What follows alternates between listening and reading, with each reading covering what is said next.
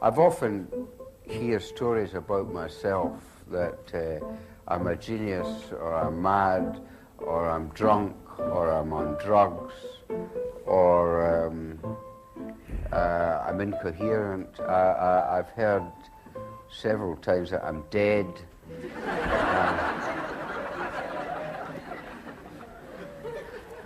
One woman came up to me recently and said, "Did you used to be R.D. Laing?"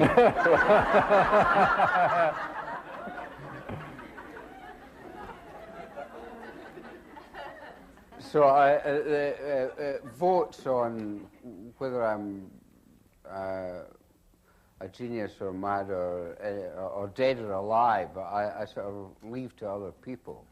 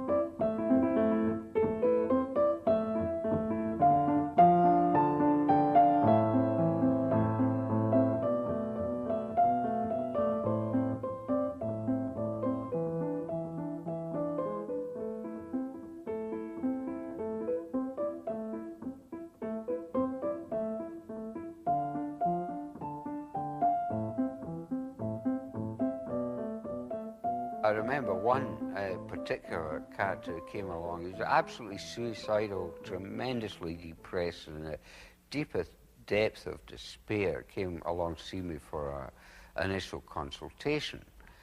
And I've developed the therapeutic idea that it is not necessarily a good idea if you're in prison, in a dungeon, say, and the door happens to be open, to adopt the policy, I'm not going to walk out of this state of affairs unless I discover how I got into it. Forgotten how I got in here, but I'm not going to walk out until I work out all the reasons I got into it. Now, that is not doesn't necessarily help you to get out of it, to find out how you got into it. It might be useful, but it often isn't.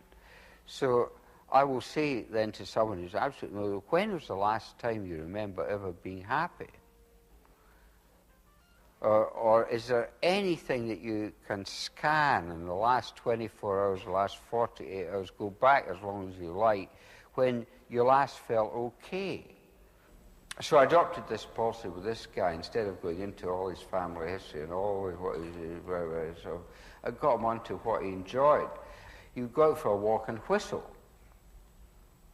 Whistle. His favourite tune, or something that occurred to him. He'd forgotten that he could actually whistle.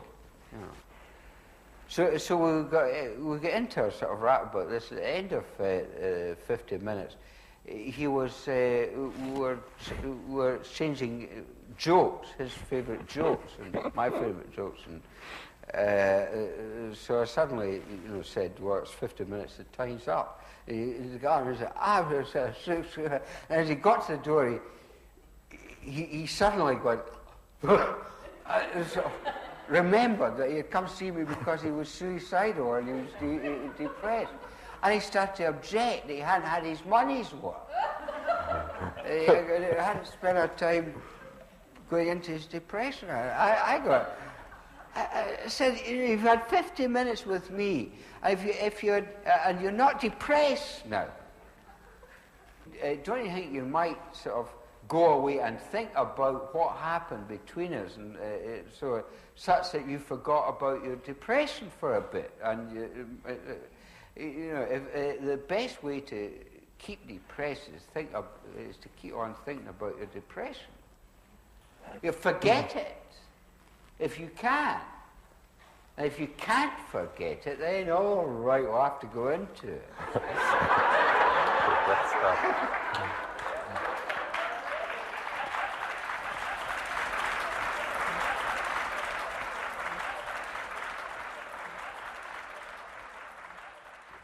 So I have got agoraphobia. What are you going to do about it? I don't know what I can do about it. I've done all I can, and I'm frightened, and it's ruining my life. I want some contribution from you to help me with this specific problem. I'm not asking you to go into all my hopes and despairs and existential problems. I just want to be cured of this agoraphobia, which is also associated with insomnia.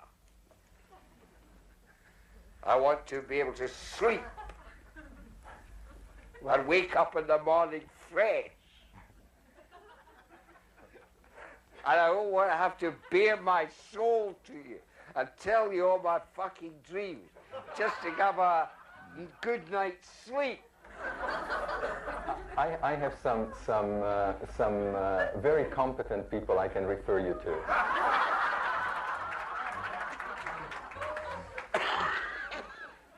Well, I've already been to see them, and they've referred me to you.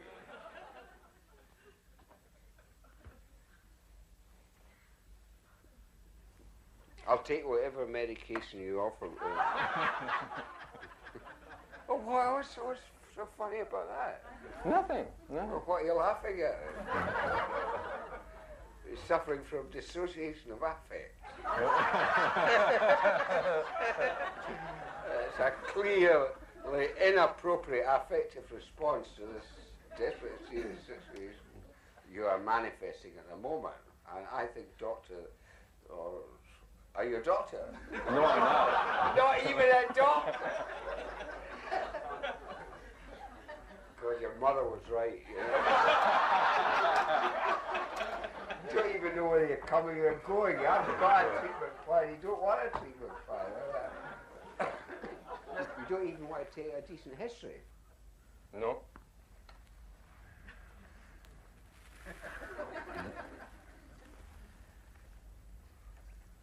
You're just going to be there. I'm going to pay you $75 or whatnot an hour. 45 minutes, I suppose, is your idea of an hour. Oh, you got it. You've got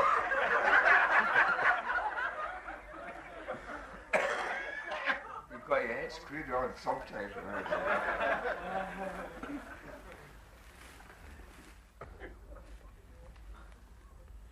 You have all these negative symptoms. What are these? Inability to sleep. Well, there's some people who are unable to stay awake. I'm very good at that.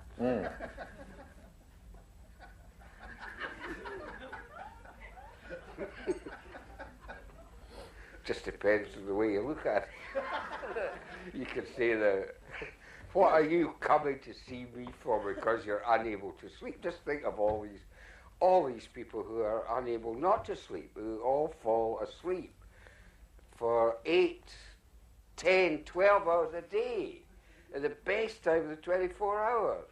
And you with a few of your sort of thing, have got the tremendous gift of wakefulness at night, and you are complaining to me that you are not asleep when the moon and the stars are out. It's just a matter of reframing, buddy, reframing. Right.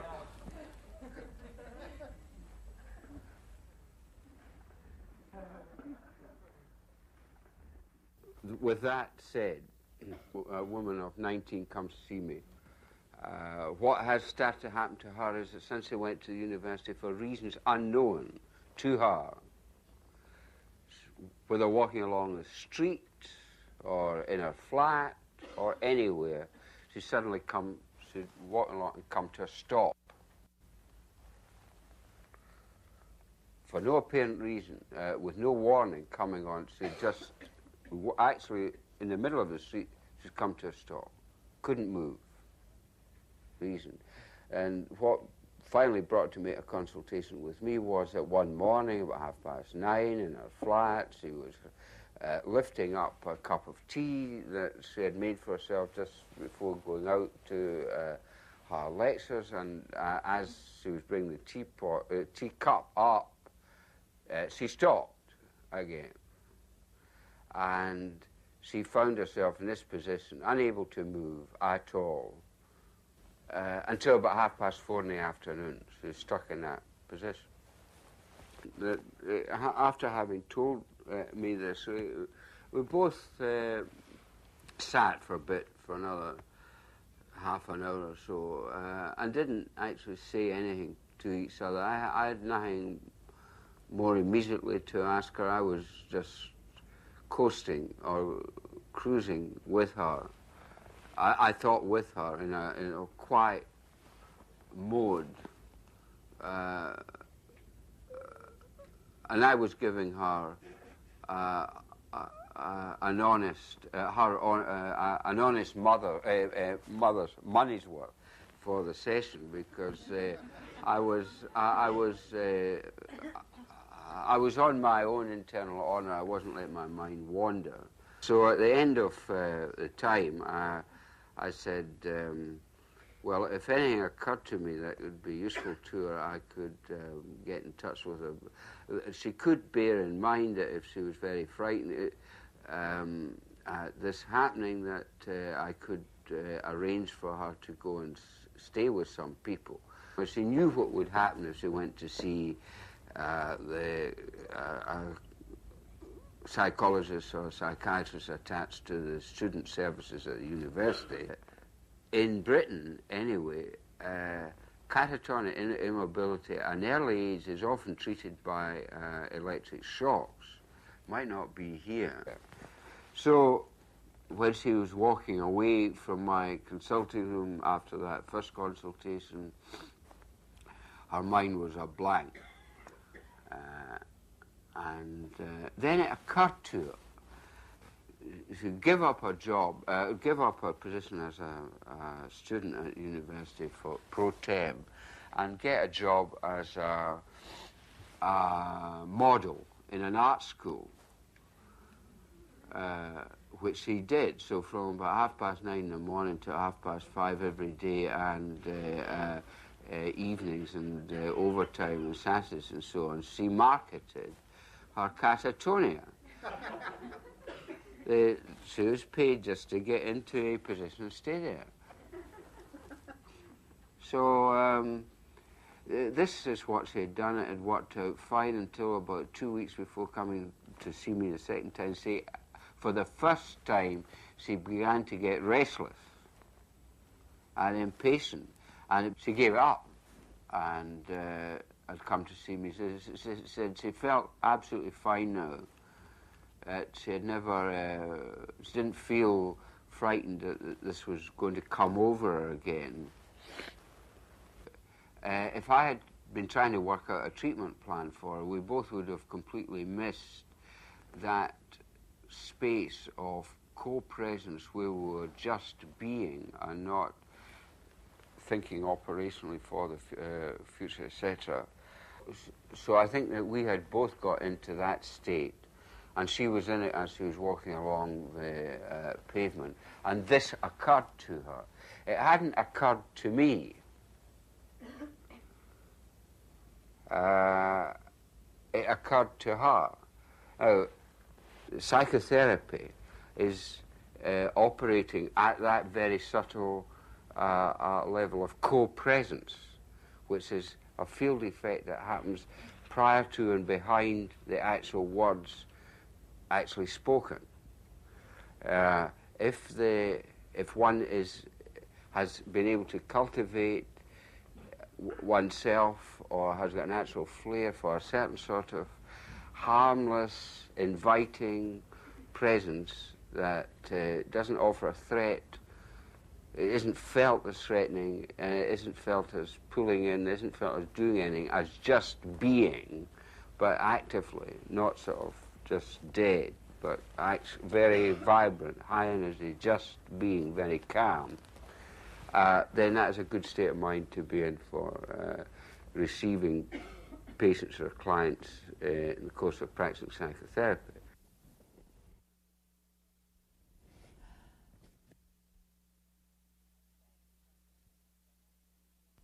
I stopped taking the antidepressants about 4 months ago, deciding that I felt like the depression in a general sense had really lifted. But I was still having episodes of what I can only refer to now as disintegration, like where it's hard for me to describe when I'm not in it, and when I'm in it, I can't talk hardly at all about it. So. When that sort of thing comes over you, how does it come over you just within minutes, or even within seconds, or I don't know. Do you wake up with it in the morning, or is it? And when from when you can put a, I mean, there must be some sort of place and time that you say it's starting, and there must be some place and time when you say that it's evaporated again, you're back to normal. I mean, you tell me about that. And how long does it last? Sometimes it only lasts now for a few days. A few days? What you mean, for a few days you're almost completely out of it? Yeah. And so now I sort of am watching how I come into it. And I sort of feel like I might be watching it now, because I get really excited and I get really impatient, and I feel kind of very, I feel kind of really connected. And then all of a sudden, not all of a sudden, but my mind starts to go on to, say, people, conversations, jealousies, ill will. It just starts to get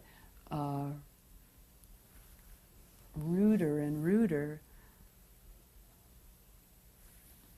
until I feel like my existence is in peril, that I'm not sure whether I'm going to make it or not. Like I can't find a way out. I can't find anything to connect with it all. You might be seeing there something of what I was talking about, this rapport. Well, as she starts talking about this, I felt, and I believe she felt too, that we did establish what you might call a connection. And I surmise that connection might be particularly important for her, because I don't see her falling apart while that connection is there, while that current is there, while that connection is there. That might have a factor to do in her coming together. I feel kind of really connected. And then, all of a sudden... as I'm listening to her, I'm hanging on every word she's saying. And as I'm talking to her, she is hanging on every word I'm saying. There's a certain pace to my pauses and talk and so on, which, as she is listening, is reflected visually, very vividly, in her eye movements, in her blinking, in her mouth movements, in the most intimate muscle movements of her forehead and face. Her face and my voice are now together. And then when she says... Sometimes it only lasts now for a few days. A few days? What you mean, for a few days you're almost complete? At the very moment I say she puts her tongue, just flicks it there, just like that. I wasn't saying because I saw her doing that. She wasn't doing that because she heard me say We were so much together, resonating in response to her story and where she was at, that at that moment I said, I emitted a sound, ah, and her system, her physiological system inducted her to put her tongue out, ah. That is what I mean by rapport. Yeah. And so Now, now if that connection is lost, I'm watching, so I imagine she might start to go to pieces. feel like I might be the opposite way. So you get to the most extreme point is when you don't know whether you're going to make it, whether your actual existence is in peril, is in jeopardy. Yeah. And you might be in that for several days, more or less completely engrossed Right. in that and not able to get out of it and completely helpless in the grip of it. Right. And then how does it go away?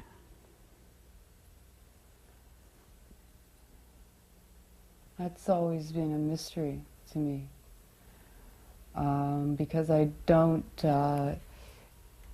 associate it going away with something external, you know. Does it go away in the middle of the day, or are you inclined to say go to sleep and wake up in the morning and you're together again? I can't. I can't observe that closely. It'd be worthwhile Pinpointing it, sure. pinpointing at that, because it has always ended so far. You're not in it now, No. so it's always stopped.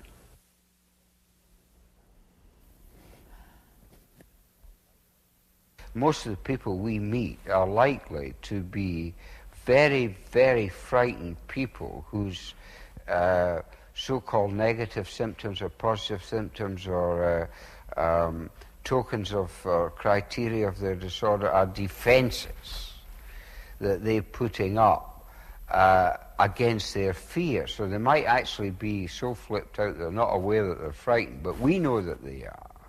So one of the things that one can at least do is to conduct oneself according to the ordinary ground rules of courtesy, politeness, and ways of showing the other person that you respect them as another creature and that you are not going to do anything to them that they don't want done to them. And even then, one's probably not going to do anything to them.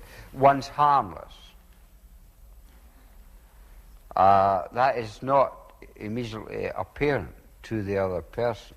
It's no use saying I'm harmless, because the most harmful people say that. You know, trust me. Give me direct eye contact. You know, I never trust anyone who asks me to trust them. The way that we attend to each other, the way that we treat each other, the way we treat each other is not reified as pills and things as treatment, but the treatment that we give someone is the way we treat that person. It should not be a noun, it should be an active verb. So the way we treat one another is the therapy.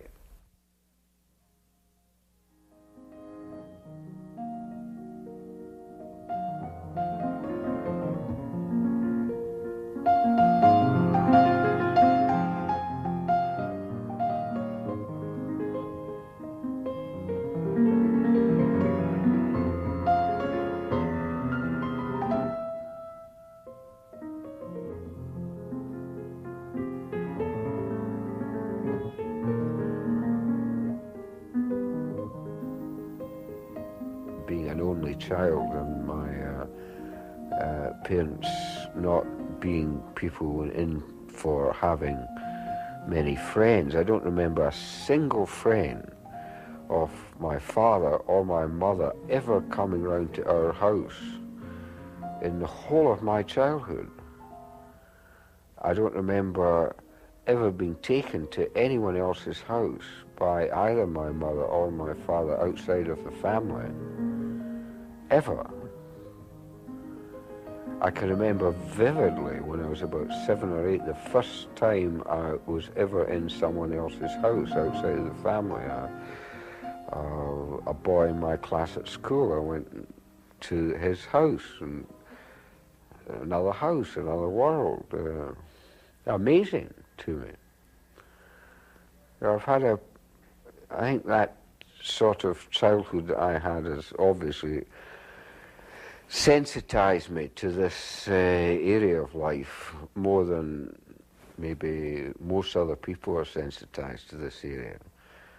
So it occasions me maybe the greatest consolations that I've had in life and the greatest pain that I've had in life have been in relationship to other people.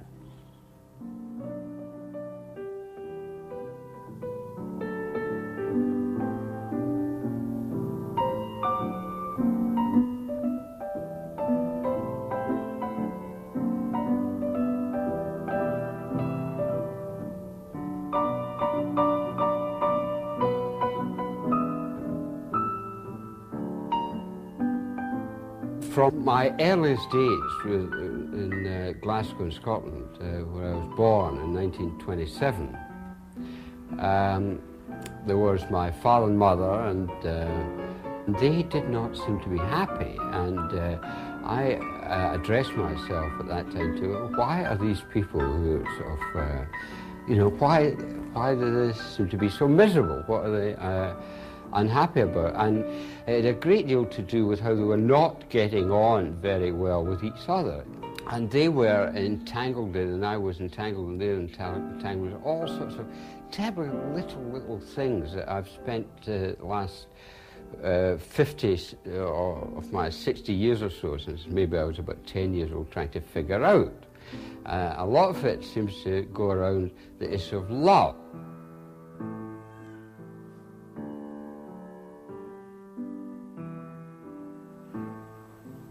Do you love me? Yes. Well, believe me. Yes. You don't love me. Believe me.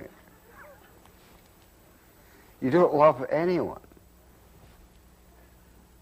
How could you? And no one loves you. How could they? Except me. It's only because I love you that I'm telling you all this.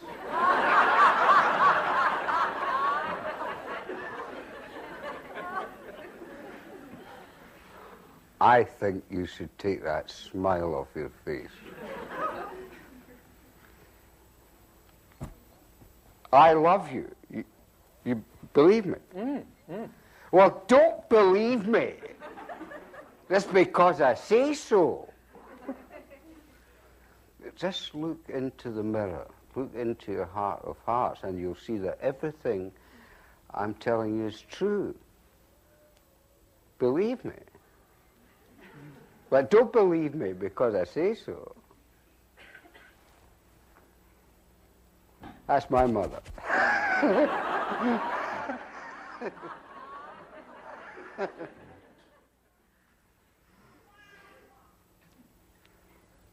I think a lot of people are caught in that trap that if you love someone, or if you think you love someone, or if you want to love someone, or then a lot of people are caught in the trap that they feel that they ought to trust or believe the person they love because they love them. But I don't see that follows at all. We expect disinformation, simulation, every form of deception in every walk of life. When it comes to sexual relationships, some people still cling on to the idea that somehow this should be this is, in our present world, less sodden with deceit and mendacity and taking advantage and all that sort of thing than any other walk of life. bedrooms are the most dangerous places in God's earth. More dangerous in the streets of Los Angeles. More crimes of violence are committed in bedrooms, more murders are committed in bedrooms, as far as I know, than in any other location. Talk about safe sex. If you don't go that way, you go the other way. It's a very high-risk occupation, especially for the heart. Sex is what is it? Life is a sexually transmitted disease with 100% mortality.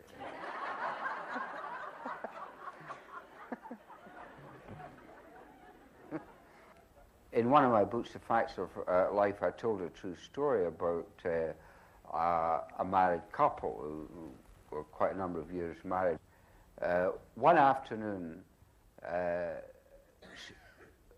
when she had been asleep upstairs in the bedroom, she came down the stairs, and there was her husband lying on the living room sofa with a naked woman. He was naked, she was naked. And she didn't know what to say, looking at this sight 4:30 in the afternoon in our own home, where nothing like this had ever occurred. She said, what is that woman doing in my house, on my sofa? And our husband, without missing a beat, turned round to her and said, that isn't a woman, that is a waterfall. And she felt as though she was spinning around and she might faint. She had to hang on to her sense of reality, because she had developed the ingrained habit of trusting him and believing him. When he said, that is a waterfall, she believed him. On the other hand, this waterfall had all the appearance and shape of a naked woman on a sofa, but that was impossible. It's impossible, because it couldn't be. So, I mean, was she dreaming? Was she in the middle of a dream? Is this real? And see, some people, when in that moment of vertigo, lose themselves by believing what they're told at the expense of then you can't believe your eyes, you can't believe your ears. And that crisis when a person discovers that the person they trusted is deceiving them hasn't actually got a name for it. I think that crisis is sometimes mistaken for jealousy. There's the possibility of jealousy in discovering that deception in love, but there's also the pain of the discovery that the person that one hoped or thought loved oneself has betrayed one, has deceived one. That and that may entail a revision of innumerable events in one's own life. So what you're saying is that truth deprivation is what really hurts. It's as if truth and love, yes, deprivation, taking away certain choices from the other person. Deprivation of reality. Right. One's being deprived of access to what is going on, and very often that sets up a real literally mind-boggling conflict. Are you to believe the evidence of your own intuition or your own senses, or are you to believe what the other person says? Love is the same word is used for two completely different things: desire and compassion or charity. When sexual desire comes in the door, love very frequently flies out the window. I mean, I love you, or I love a steak, or I love ice cream, or I love whiskey. If I've got this juicy, underdone steak, the blood running down my lips, I love that. I don't obviously have very much compassion for the cow whose rump I've got my dead carcass warmed up that I've got in my mouth. I love it. Yeah. I love you. Well,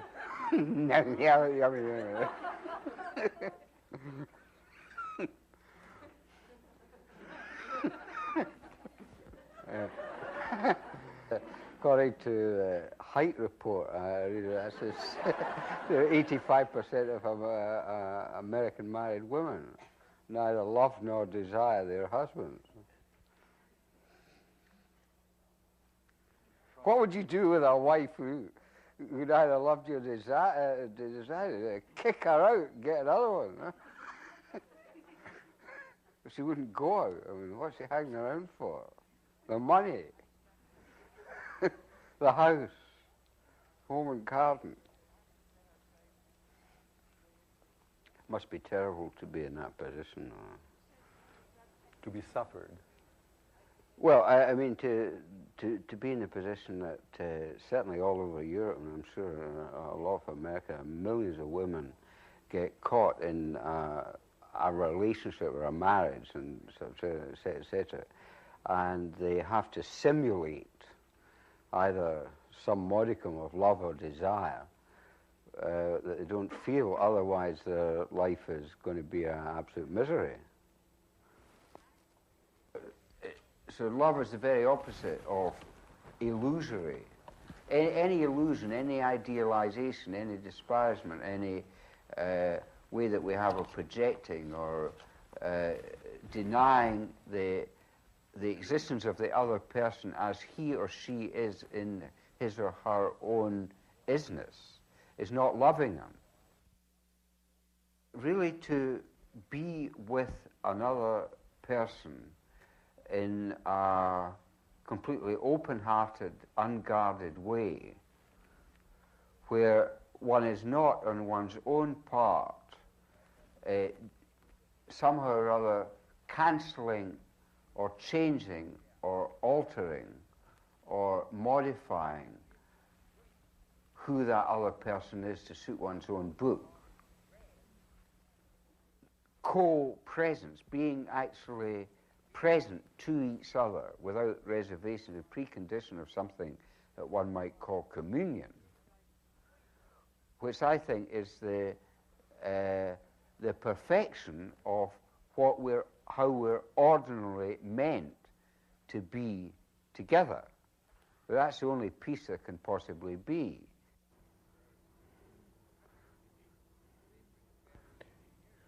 One of my daughters, a number of years ago, about 10 years ago, aged 21, died rather quickly. No one around her, not her mother, her other members of the family, her boyfriend, the medical consultants that were involved, not a single one of them believed it was a good idea to let her know that no one had recovered from this condition and to give her a chance to prepare for her own death. I spoke to the consultant, and he was very concerned and rather upset that I felt that I wanted to tell my daughter that she was going to die. He said for the last 20 years he had only told 2 people that they were going to die. One of them was an orderly who had been taking dead people from the ward down to the morgue for about 20 years, and he thought he would be used to it, so he told them that he was going to die, and he said he was very upset and the other one was a Roman Catholic priest who sort of, death was his business, so he thought he could tell him. He said he was also very upset.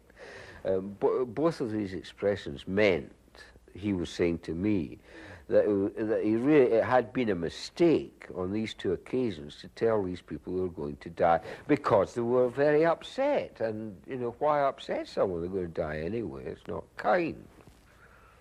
What good would it do? Well, I just have a, you know, as far as I'm concerned, for myself, I don't want someone to take upon themselves that obligation to spare me the truth about my life or death because they think it wouldn't be a good idea to let me know in case I was very upset. But it's a different way of looking at it. There's really no negotiation in that. Just see it in a completely different way. I think one's depriving someone of their own death by kidding them on like that. But that's a nonsensical statement to make in many people's minds. I told my daughter, eventually, myself, I didn't say she was going to die. I said that as far as we know, no one so far has ever recovered from the condition that she's been found to have. And she expressed herself as extremely grateful to me for telling her.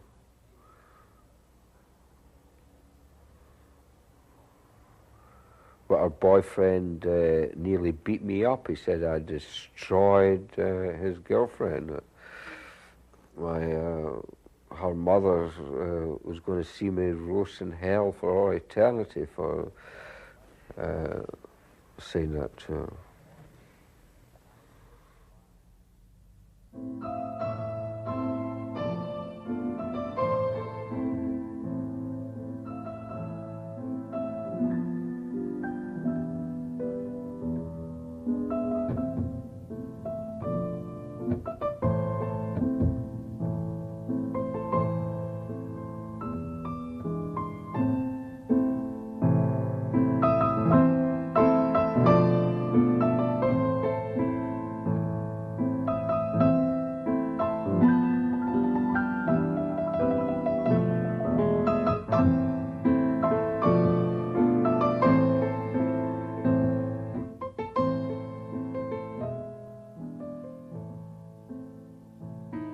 One woman of 18 to 19 comes to see me. She's in a state of almost continued terror at home, where she lives with her mother and father, because the walls of the house scream at her. The chairs in the house refuse to let her sit on them. That immediately suggests to me that probably for more than merely internal reasons, she is very, very frightened. Well, and maybe so frightened that she's unable to even remember what she's actually frightened by. Well, her father was periodically raping her.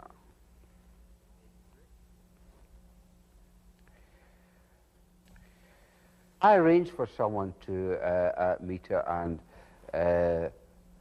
take her on a bus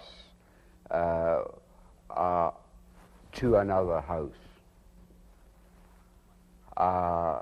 without leaving any forwarding address. I said, the next thing I would suggest you do, and you can do it right away when you stop trembling, is go and learn some martial arts. Go and learn some karate.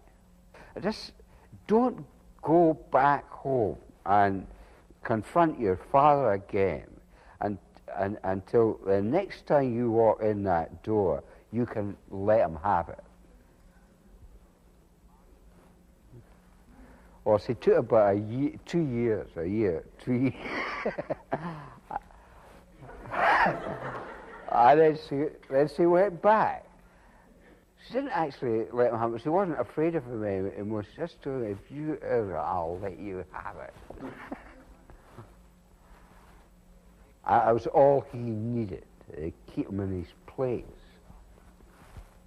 It was all she needed to. I mean, we didn't go into a lot of prolonged therapeutic thing. I mean, that, the anticipation of the future, of getting herself together, in her case, meant far more than going over and over, which sometimes the sort of horrible experiences of the past. I mean, the horrible experience of the past without the prospect of the triumph and revenge, if necessary, or if possible, in the future, would have been only half of it.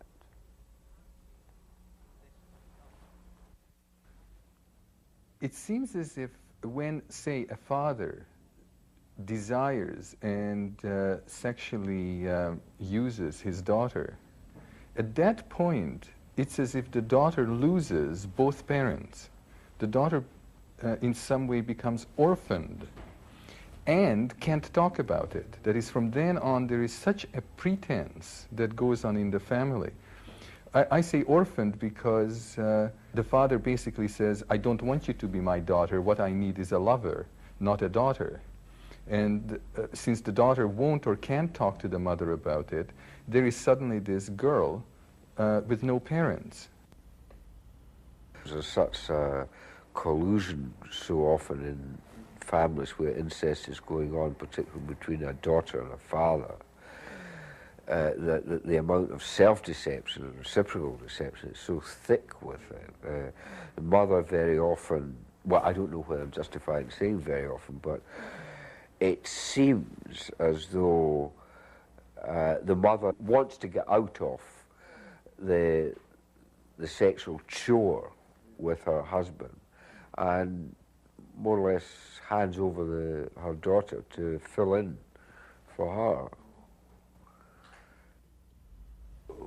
With children who are subject to forced intimacy, even worse than the feeling of humiliation and violation, is very often the fact that the person is just between two people, or appears to be, and the other person denies it. Or the father has been engaging in this with the daughter, and the mother says, oh, it's just your fantasy, it's just your imagination, you must have been dreaming it. And he says, yes, that's right. For your own memory, and the resonances of what happened in one's own bodily memory and sensations is invalidated. So who to believe? Oneself or them? And there's no other court of appeal.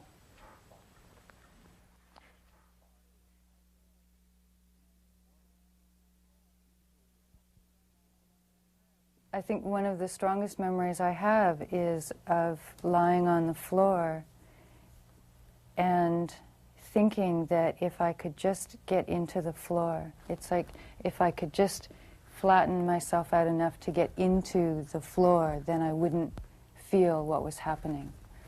And to some extent, there are times when I can remember everything up to a particular, or everything around a particular event, but I can't feel it.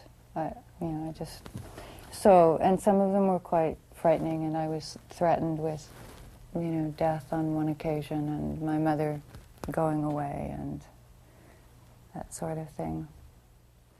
So what was the nature of the physical intimacy he was imposing on you at that time? I remember being molested or fondled. I have recollections of cunnilingus and attempted fellatio. I don't know that I did, or, I mean, I think that it was attempted. And intercourse, too. Attempted intercourse.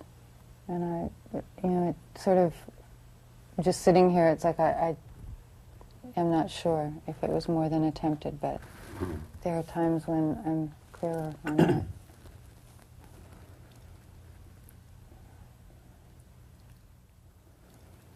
What is it now that particularly bothers you?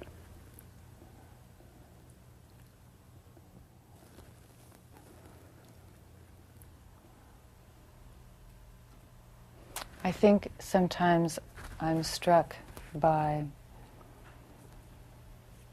the reality that it happened.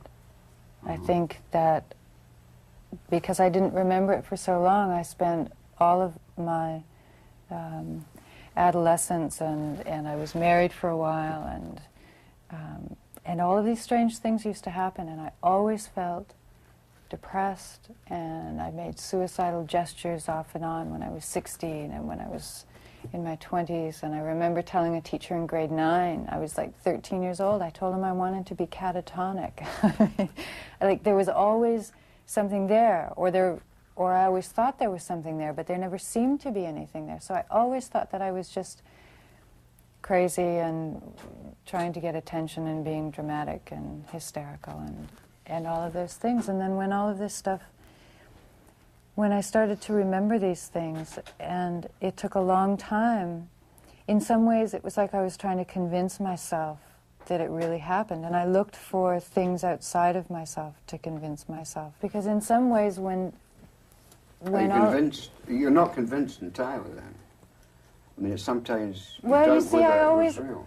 always think that I am convinced, and then I see this guy on the street and I think, my God, that happened to me. And then I think, I'm not convinced. I'm not convinced because I'm so startled by my reaction. And then it's like I have to convince myself all over again.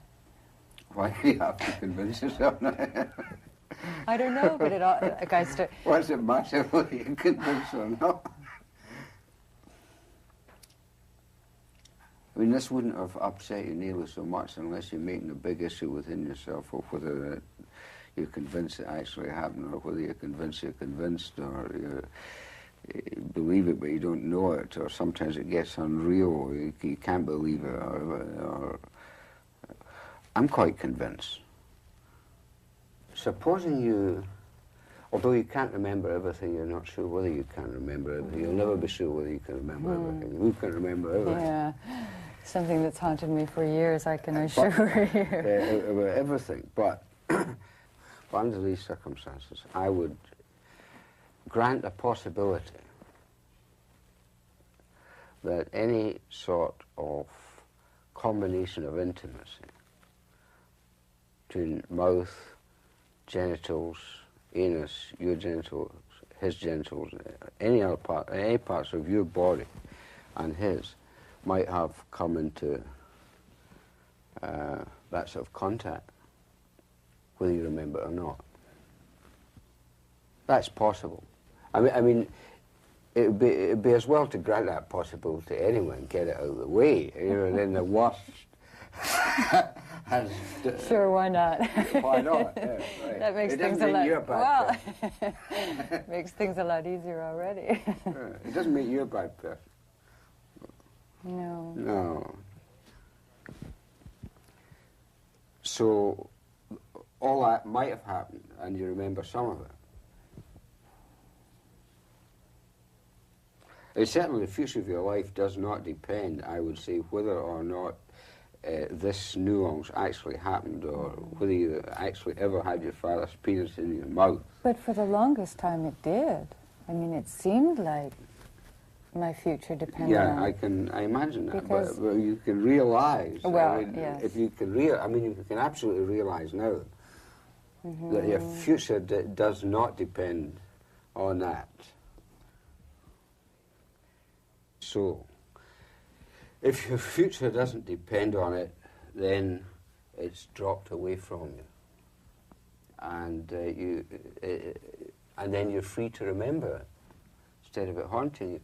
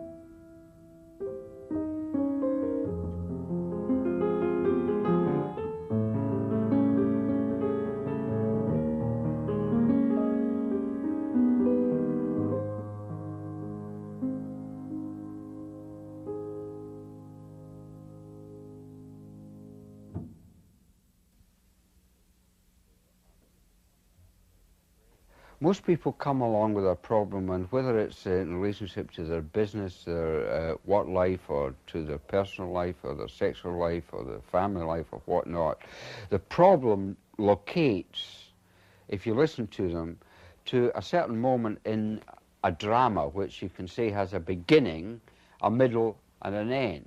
And people can get stuck before they begin, they can get stuck at the beginning, they can get stuck in the middle, and they can get stuck in having got that far, but they somehow or other can't get it out of their system, or they can't get themselves out of it, and so on and so forth. Some people are always talking about being in it, and they can't get out of it. They've got in, they're in, and now they can't get out of it. They're in depression. They're not just in sadness, which they can come out of. They're stuck in their depression. And then they start using terminology about being stuck. They're in a manhole. They're in a tunnel. They're buried at the bottom of a mountain. All sorts of movies end with the hero and heroine. There they are in the underground passages in the mountain. The rocks are coming down. It's starting to explode. So the thing is to get out.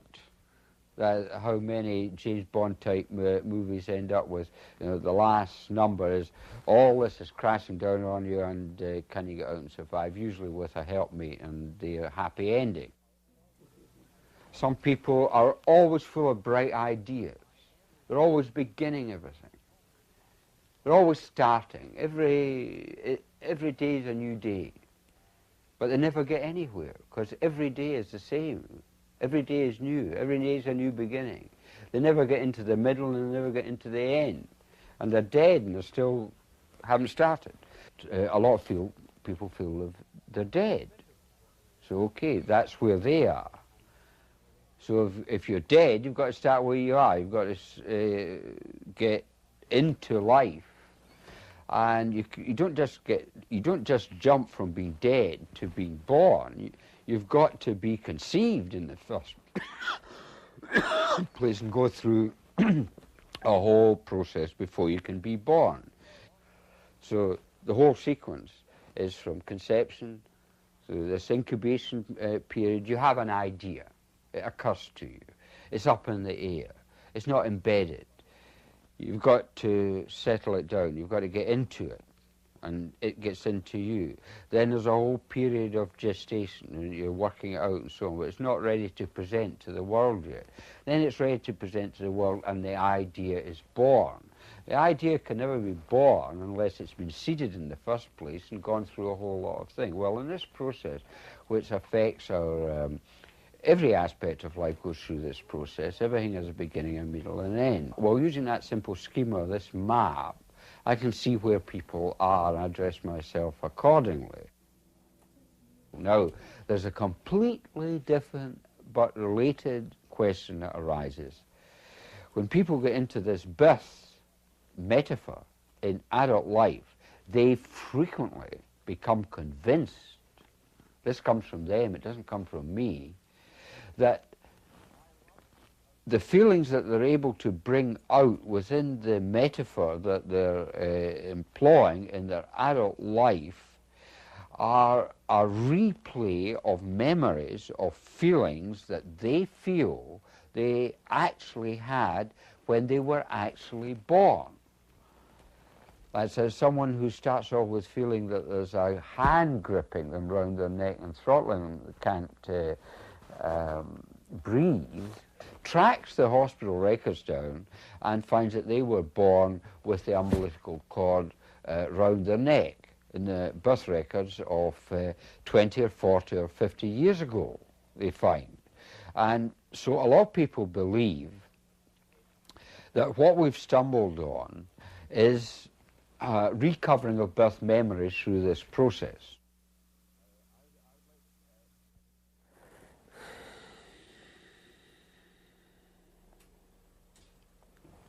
Funny, I had a dream last night that was somewhere on the shoreline there. There were some people, and I sort of felt like I was in a barrel, and I tilted the barrel towards those people, and the bottom fell off. and inside the bottom fell off too, and was actually frightening at the same time. I don't know, I felt like energy going towards those people, and then I woke up. It was good because it was just a few seconds. And I thought if I would have to experience this all the time, my God, I don't know if I could live through. What? I don't know if I could live through. What was so terrifying about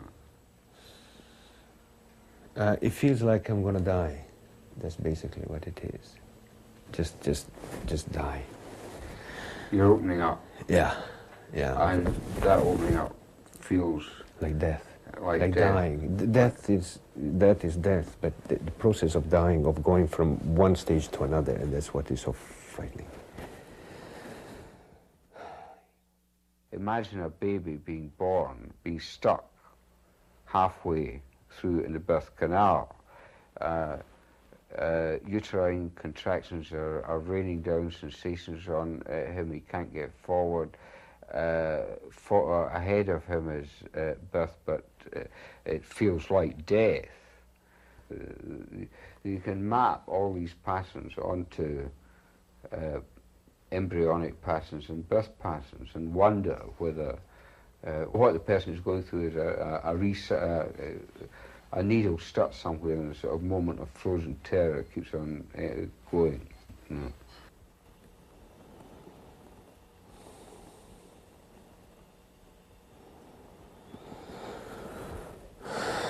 Getting stuck in the birth canal and not knowing whether you're dead or alive or whatnot, but you sort of maybe dead, feeling dead. So, in fact, things opened out and you didn't die. See, I was pulled out by forceps. Guess I'm still waiting for the forceps to pull me out. Well, I don't think anyone can open your heart but you. Or shut it. Yeah.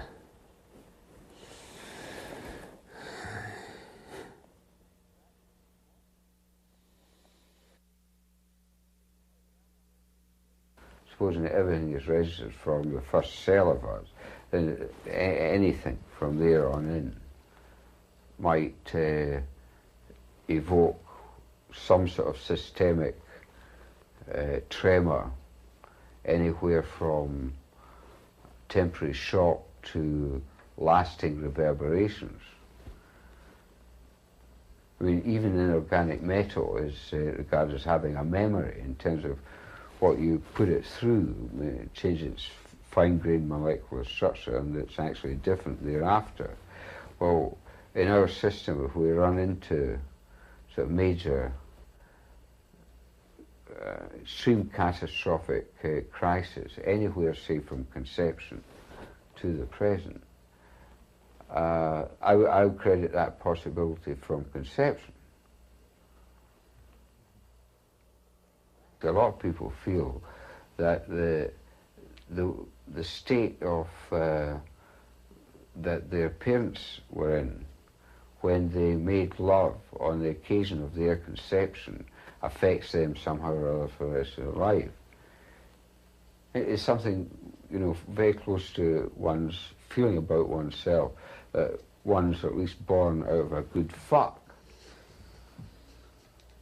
Or a bad fuck. You know, if I ask people in workshops, say, to imagine what it was like to be your mother at the time that you conceived you with your father, some people, or your father, so some people go, yeah, okay.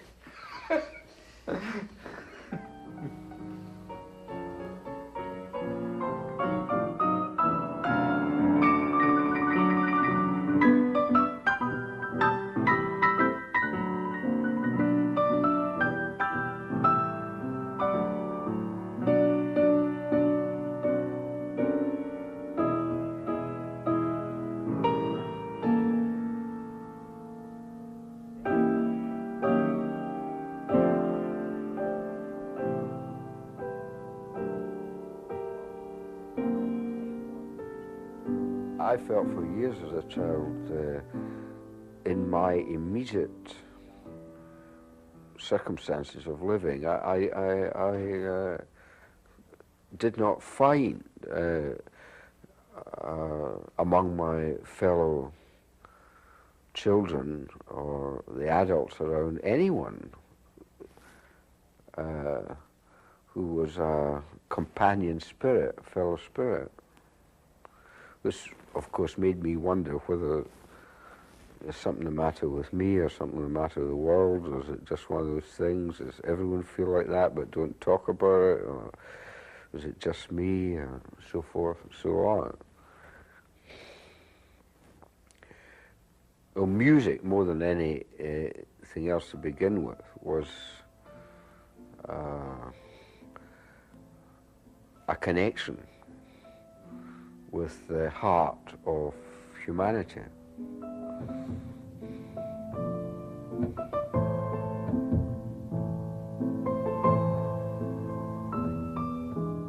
It made me aware that there were people out there who felt the same way as I did. I could recognize that the people who sang these songs and composed these songs and played that music had feelings that I shared, these feelings. Otherwise I would never have known.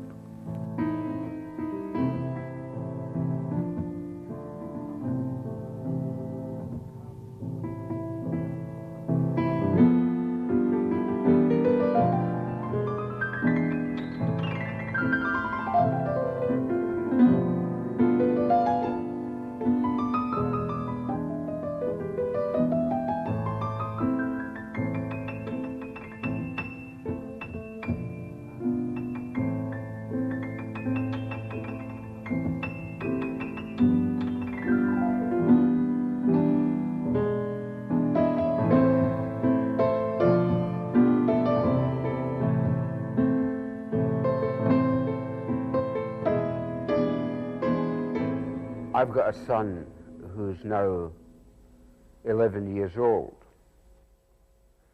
A couple of years ago, when he was 9 years old, the headmistress at his school felt impelled to get in touch with me and say, so far he has not undertaken to read or to write, or calculate, do arithmetic, or and he doesn't spend very much time with other children. He seems to regard himself as some sort of hermit. And she said, you know, Dr. Laing,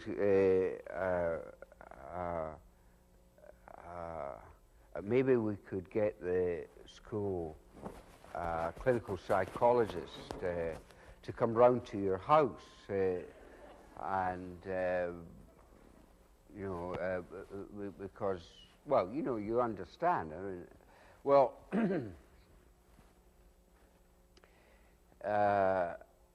I felt it was time to have one of those father-son chats with Max, and so I pointed out to him that if he didn't start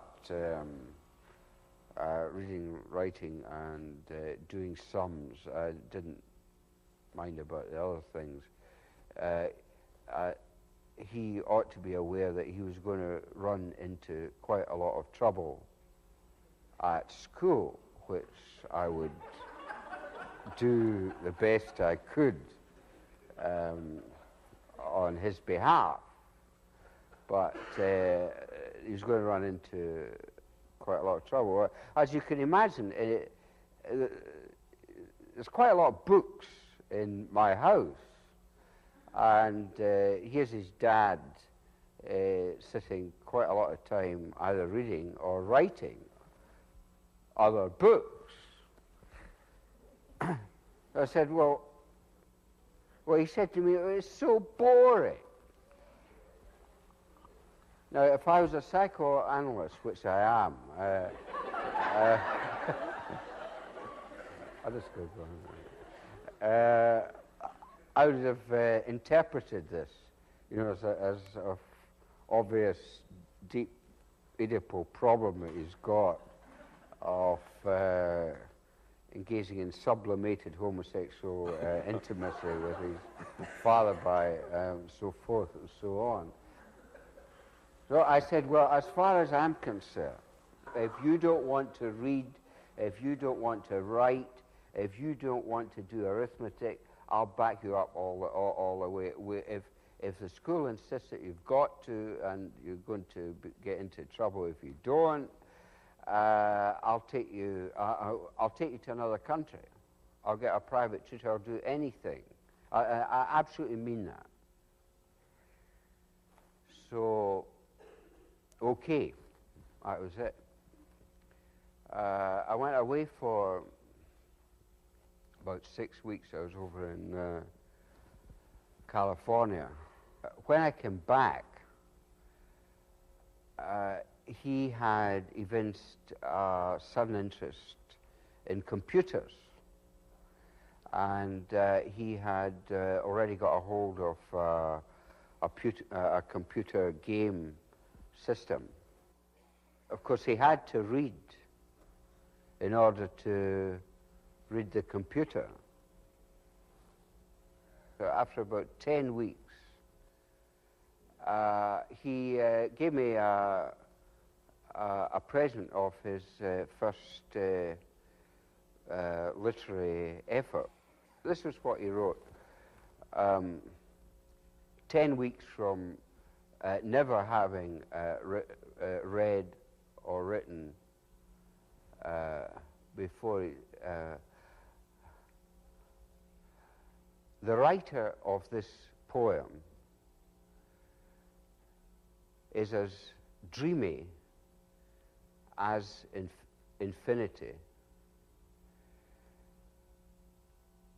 as patchy as quilt, as forgetful as nightmares, as wild as can be.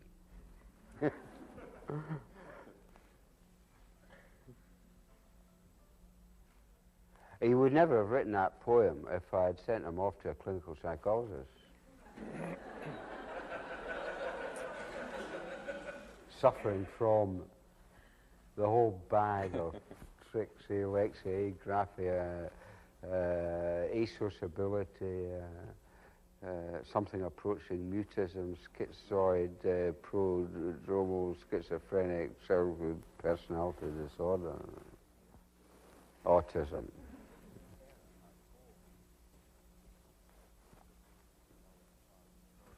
I think I mentioned the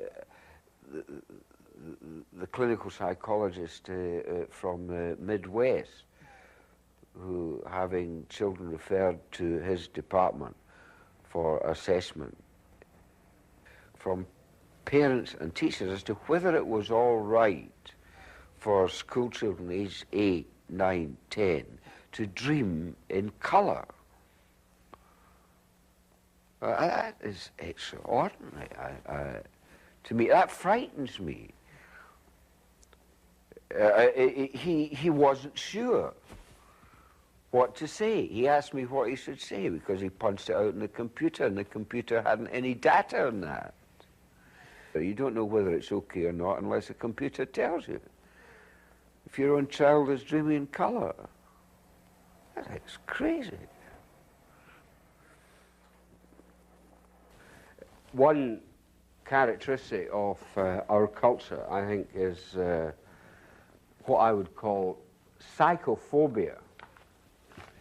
We're psychophobic. We're frightened of our own minds, of our own psyches. There is no book going around that is, seems to me, more explicit about this in its own way than DSM-3. Diagnostic and Statistical Manual of the American Psychiatric Association, 3rd edition, which is, calls itself a compendium of criteria of mental disorder that lists any unusual perceptual experience is a criteria of mental disorder. Any unusual perceptual experience. Sixth sense, clairvoyance, telepathy. Others can feel my feelings. I feel the presence of a dead, or a force of presence of a dead person in the room with me who's not there. You're allowed to do that for 3 weeks after your mother dies. After that, it is criteria of mental disorder. So what seems to there be proposed is a massive project of homogenizing experience, where all experience the same thing at the same time. No one's going to be allowed to experience anything different from anyone else. You're not allowed to see the sky as grey if other people see it as blue. That is a perceptual change that is a criteria of disorder. All over the world, for all types of places, these criteria for mental disorder, as far as I can see, have been ordinary expressions of ordinary human heart and soul. We are in the process of, I think, under the name of cultivating health, we're in the process of culturing it out. We have the power, the political power, to regard any unusual perceptual experience as combined with one or two other criteria which are not difficult to find, as a token of, for stripping a person of all their civil rights and liberties, virtually, and putting them entirely at the mercy of what we feel is a good thing for us to do for them to behave in the way that we want them to behave, whether they want to or not. I think this is an insufferable gap in the, you might say, ordinary human rights operating at the very heart of our self-styled free society. A slave is said to be a man who cannot voice his thoughts. Someone coming within range of us ought to, I would say, be very careful what they say to us. Just depends on how we're going to take it, how we're going to regard it. Any unusual perceptual experience, magical thinking, clairvoyance, telepathy, all listed as criteria. Collecting garbage, hoarding food, inadequate grooming. And then what it really amounts to is talking too much or too little or out of turn, or moving too much or moving too little, etc., etc., etc. That's what the politics of experience is all about. This is a control over the way people, our style of actually perceiving the world. Even though we're not breaking the law in any way in terms of the way we actually conduct ourselves, there's nothing criminal about our behavior. Our state of mind is regarded as undesirable and should be put a stop to.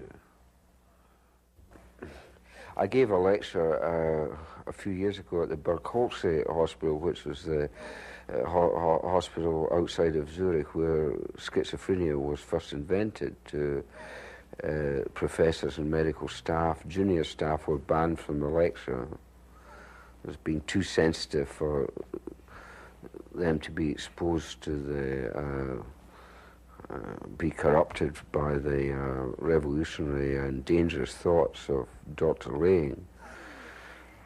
Doesn't bother me to the extent of really getting me down, but it's an uncomfortable position to find myself in, and a potentially dangerous one for me. I don't like feeling that I am seen by quite a number of my psychiatric colleagues as a sort of patient at large that manifesting a state of mind that they feel concern about, and that maybe they ought to do something for my own good, as they would do with people who come to see them. In my state of mind, they would regard as pretty disturbed.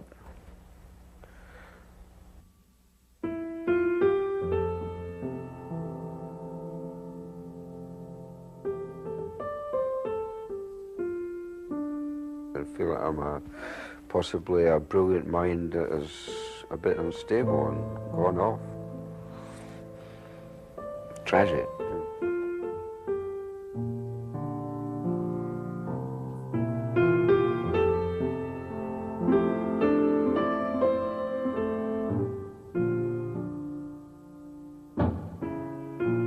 I wish that we could settle down and enjoy ourselves now.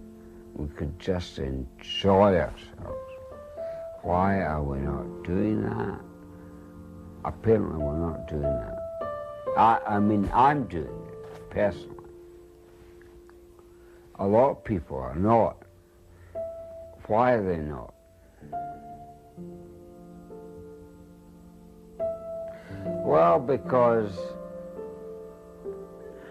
some people believe in God and some people don't believe in God. Some people, when they get pregnant, want to have abortions.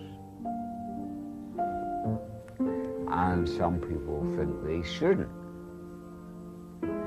There's a lot of people engaging in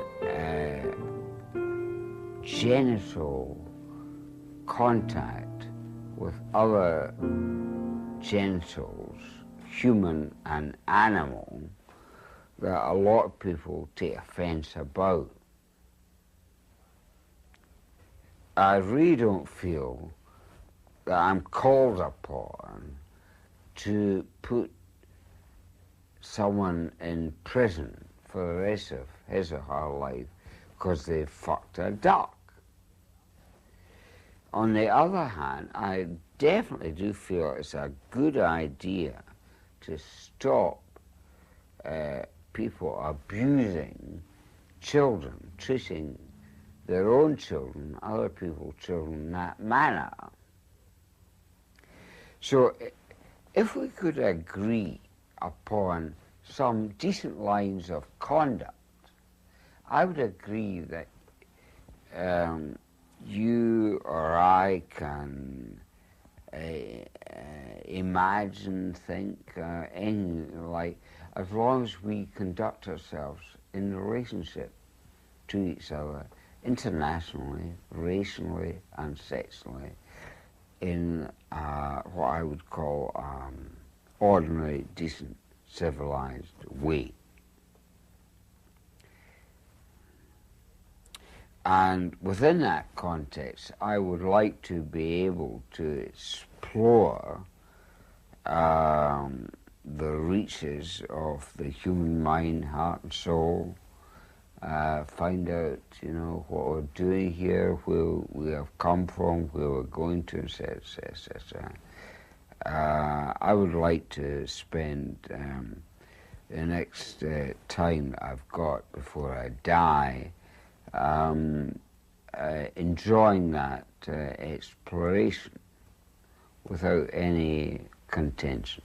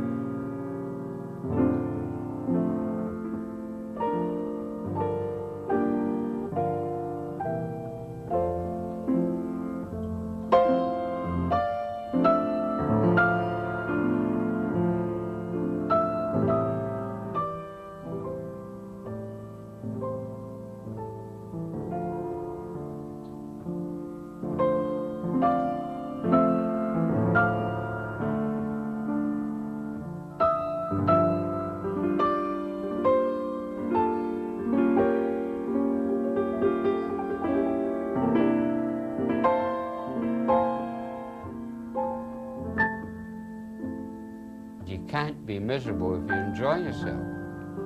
So I think there's a lot to be said for going for that without feeling guilty about it, and without feeling it's trivial. So that's the best way to get out of misery, celebrate and enjoy ourselves.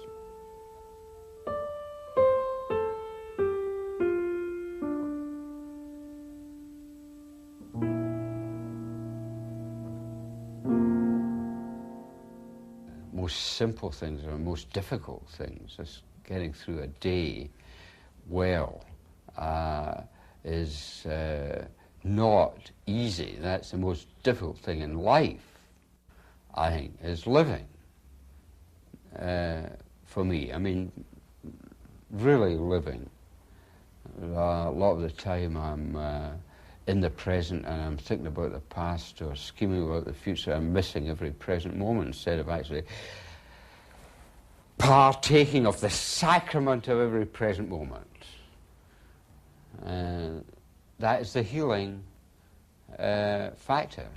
If we can get into that, then that is health, holiness, and the agent of healing.